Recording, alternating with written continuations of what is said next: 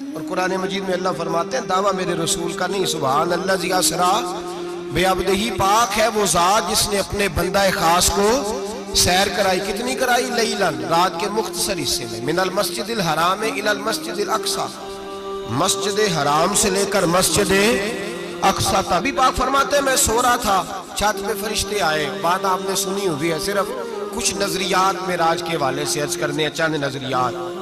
نبی پاک فرماتے ہیں حضرت جبریل نے چھت کے اوپر سے انہوں نے تھوڑا سا حصہ کھولا، چھت پھاڑی۔ ہمارے نا دیہاتوں میں لکڑی کی جو چھت ہوتی تھی نا، اس پہ ایک بندہ بھی اگر چلتا تھا نا تو گھر کے جو بزرگ ہوتے تھے کہتے تھے پتہ کرو چھت پہ بندہ ہے کوئی۔ ایک آدمی فٹافٹ بزرگ جاگ جاتے ہیں، کہتے پتہ کرو بھائی، بلکہ ساتھ والے کو آواز دیتے تھے، دروازہ کھولتے تھے۔ ہوتا تھا کہ نہیں ہوتا تھا؟ ہو جاتا تھا نا۔ او بھائی 1.5 پونے 2 لاکھ بندہ چھت پہ چلے، اللہ کے رسول فرما رہے میں سو رہا ہوں، چھت پھاڑ دی، حضرت جبریل آ گئے، نبی پاک صلی اللہ علیہ وسلم کے پاس 70 ہزار فرشتہ ساتھ ہے، آ کے کھڑے ہو گئے، میکائیل سے اسرافیل سے مشورہ کر رہے ہیں حضور کو کیسے جگائیں۔ نبی پاک فرماتے ہیں میں سو رہا ہوں۔ حالانکہ بخاری میں لفظ ہے، نبی پاک فرماتے ہیں میری آنکھیں سوتی ہیں، دل تو میرا ہر وقت جاگتا رہتا ہے۔ نبی کریم سید عالم صلی اللہ تعالی علیہ وسلم فرماتے ہیں میں سویا رہا۔ اب حضور آرام کہاں کر رہے تھے؟ زمین پہ۔ آرام کہاں کر رہے تھے؟ حضور علیہ السلام زمین پہ آرام کر رہے تھے، جناب جبریل جھکے۔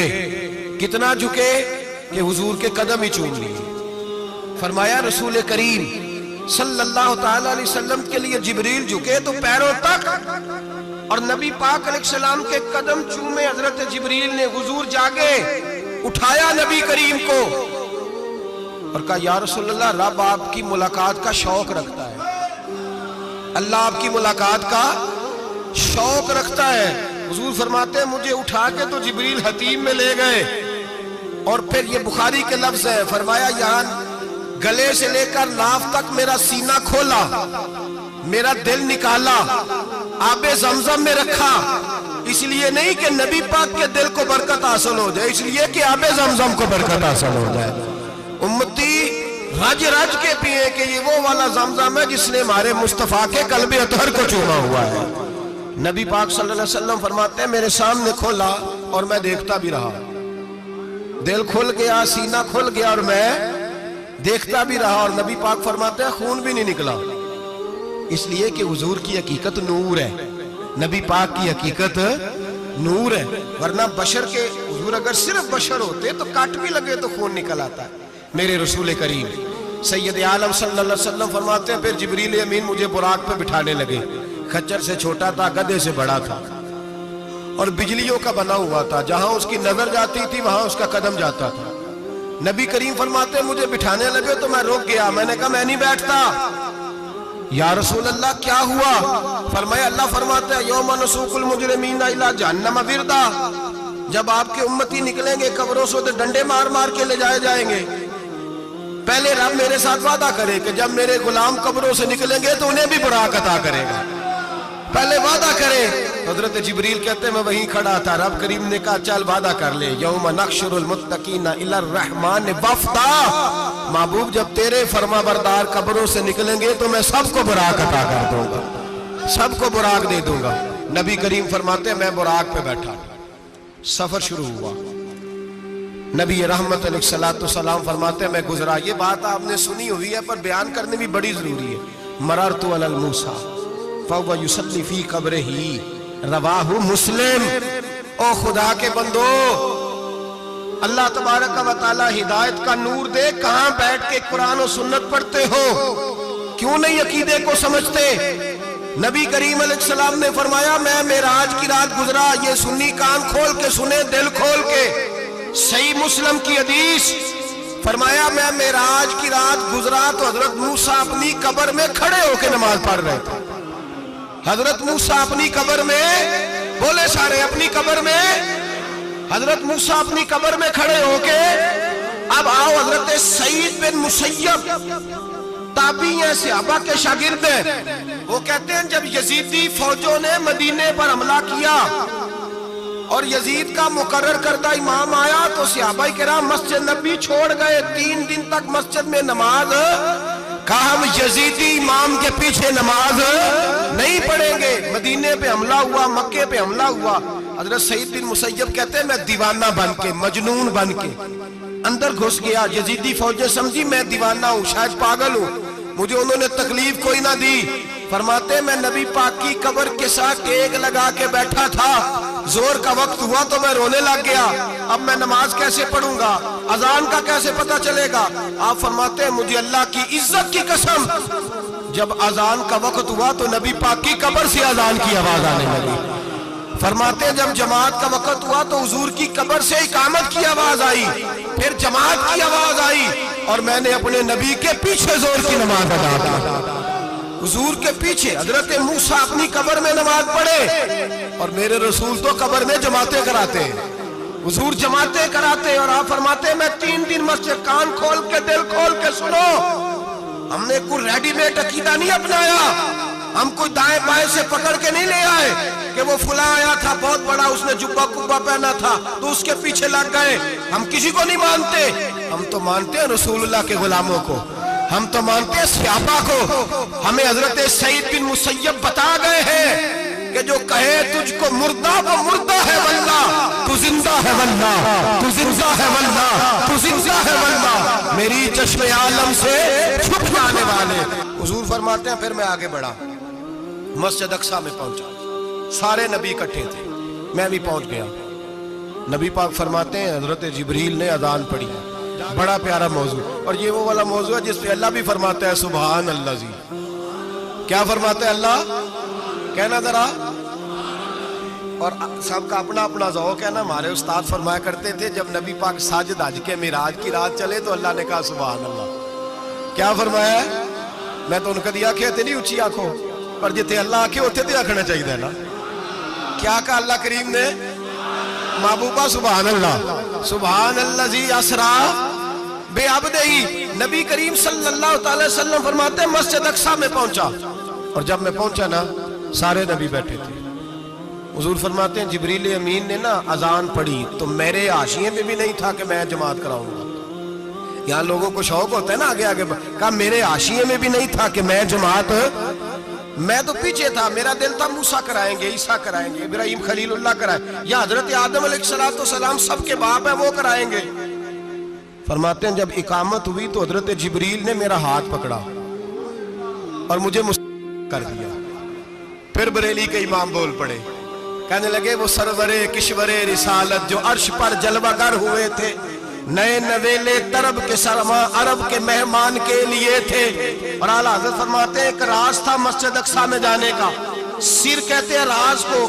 اعلیٰ حضرت فرمانے لگے نماز اقصیٰ میں تھا یہی سر، یا معانی ہو اول آخر، ہیں دست بستہ وہ پیچھے حاضر جو سلطنت پہلے کر گئے تھے، ہیں دست بستہ وہ پیچھے حاضر جو سلطنت پہلے کر گئے تھے۔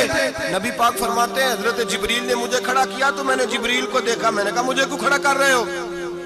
حضرت جبریل کہنے لگے یا رسول اللہ یہ جتنے پیچھے کھڑے ہیں ان کی بھی خواہش یہی ہے کہ آپ ہی جماعت کرائیں، اور اللہ کی رضا بھی یہی ہے کہ آپ ہی جماعت کرائیں۔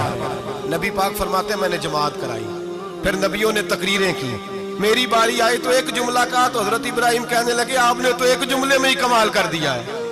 کوئی نبی کہنے لگے میں کلیم اللہ ہوں، کچھ کہنے لگے میں روح اللہ ہوں، کوئی فرمانے لگے میں خلیل اللہ ہوں، سب نے اپنی ذاتی بات کی۔ نبی پاک فرماتے ہیں میری بات آئی تو میں نے اللہ کی مخلوق کی بات کی، میں نے مسلمان کی بات کی، مومن کی بات کی، کافر کی بات کی، میں نے سب کی بات کی، ساری مخلوق کی۔ حضور آپ نے کیا فرمایا؟ نبی پاک فرمانے لگے میں نے کہا الحمدللہ الذی ارسلنی رحمت للعالمین، فرمایا اللہ کا شکر ہے اس نے مجھے ساری کائنات کے لیے رحمت بنا کے بھیجا ہے۔ نبی کریم علیہ السلام فرماتے ہیں میں وہاں سے اٹھا، فرماتے ہیں پہلا آسمان، دوسرا آسمان، تیسرا، چھٹا آسمان، ساتواں آسمان پہ بیت المعمور ہے، مومنوں کا کعبہ بیت اللہ زمین پہ، اس کے بالکل سیدھ میں 7ویں آسمان پہ بیت المعمور فرشتوں کا کعبہ۔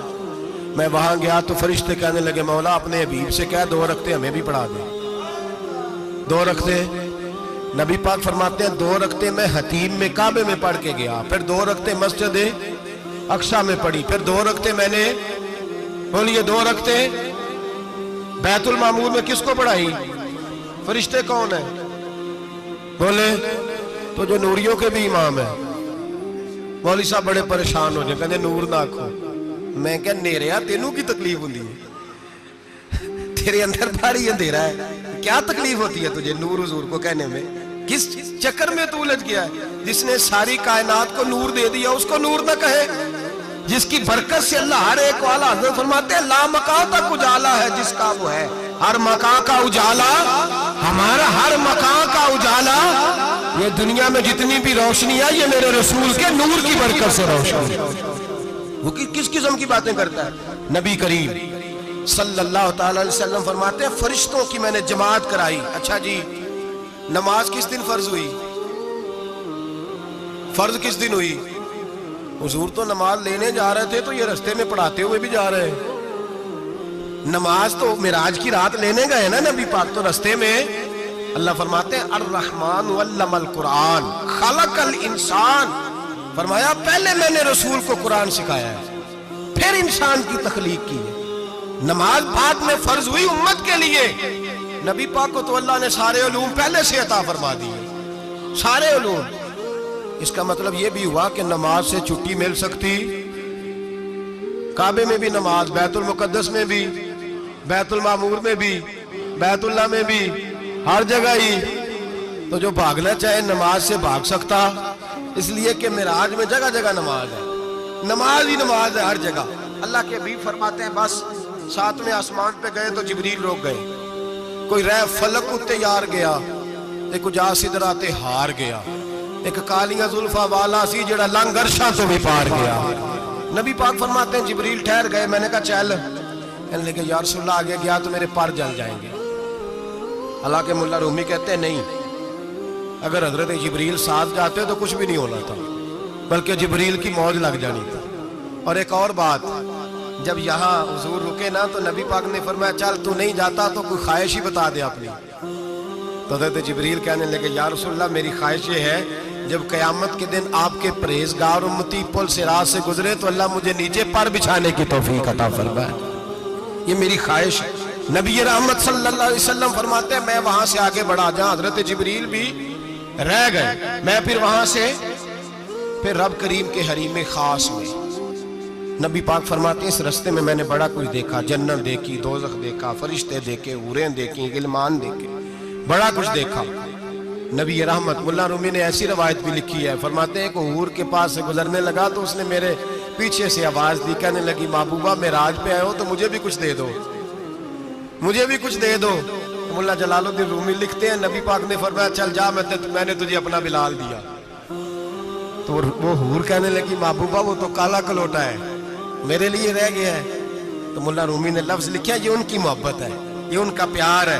فرماتے ہیں محبوب فرمانے لگے تو کالا کہہ رہی ہے، ابھی تو میں نے اس سے پوچھا نہیں، پتہ نہیں تجھے پسند بھی کرتا ہے کہ نہیں، تجھے قبول بھی کرتا ہے کہ نہیں، ابھی تو میں نے اس سے پوچھا ہی نہیں۔ فلک اچھا ہے کمر پہ نہ ہلال اچھا ہے، تیری نظر بھی نہ ہو تو دونوں سے بلال اچھا ہے۔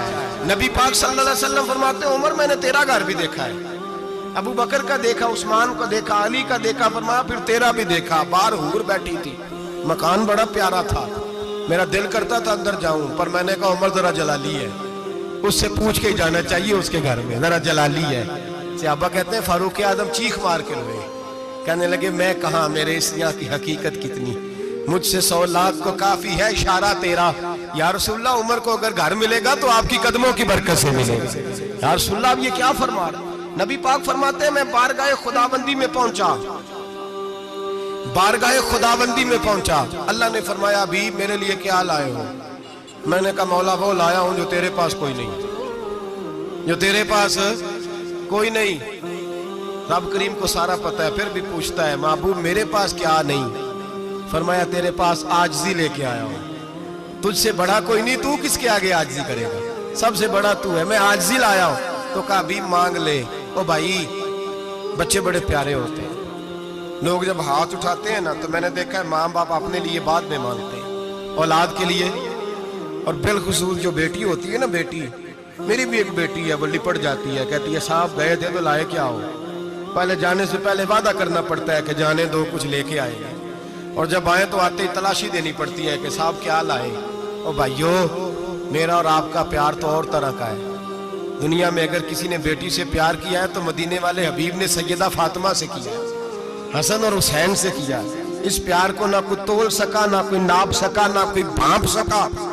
معراج کی رات جب نبی پاک سے رب کریم نے کہا کہ بولو محبوب کیا چاہیے، کسی کمزور روایت میں بھی نہیں ملے گا کہ نبی پاک نے کہا اے اللہ فاطمہ کے لیے کچھ دے، اے اللہ حسن حسین کے لیے کچھ دے۔ امتی بھول جاتا ہے، اسے خیال ہی نہیں آتا، یہ سوچتا ہے کیسے حضور کی فرما برداری کروں۔ میرے نبی کریم علیہ الصلوۃ والسلام فرماتے ہیں جب رب نے پوچھا کہ حبیب کچھ مانگ لے، نہ حسن کی بات، نہ حسین کی بات، نہ فاطمہ کی بات، نہ علی کی بات، نہ ابو بکر، نہ عمر، نہ عثمان، نہ طلحہ بلال، نبی پاک نے کہا اللہ تو میرے ساتھ گناہگاروں کی بات کر، اے اللہ تو گناہگاروں کی بات کر، یہ بھول جائیں گے، پھٹک جائیں گے، اے اللہ غلطیاں کریں گے تو کیا کرے گا؟ تو رب کریم نے کہا محبوب میں تیرے ساتھ وعدہ کرتا ہوں تیری آدھی امت بغیر حساب کتاب جنت میں داخل کر دوں گا۔ نبی کریم نے فرمایا مولا نہیں، یہ بات مجھے قابل قبول ہے، یہ بھلا کس کی بات ہو رہی ہے؟ بولے میری آنکھوں ساڑھی ہوندی پئی ہے، کس کی بات ہو رہی ہے؟ آپ خوشی نہیں ہو رہے، آپ کی بات ہو رہی ہے، آپ راضی نہیں ہو رہے۔ یہ سب سے قیمتی بات ہے، میرے آپ کے چاہنے والے قبر میں چھوڑ کے لوٹ آئیں گے، یہ والی بات کام آئے گی جو معراج کی رات ہوئی ہے، یہ بات کام آئے گی قبر میں۔ اس کو راضی ہو کے سنو، دل اور آنکھیں کھولو۔ میرے رسول کریم صلی اللہ تعالی علیہ وسلم فرماتے ہیں یا اللہ نہیں، یہ بات منظور نہیں، حبیب تو کیا چاہتا ہے؟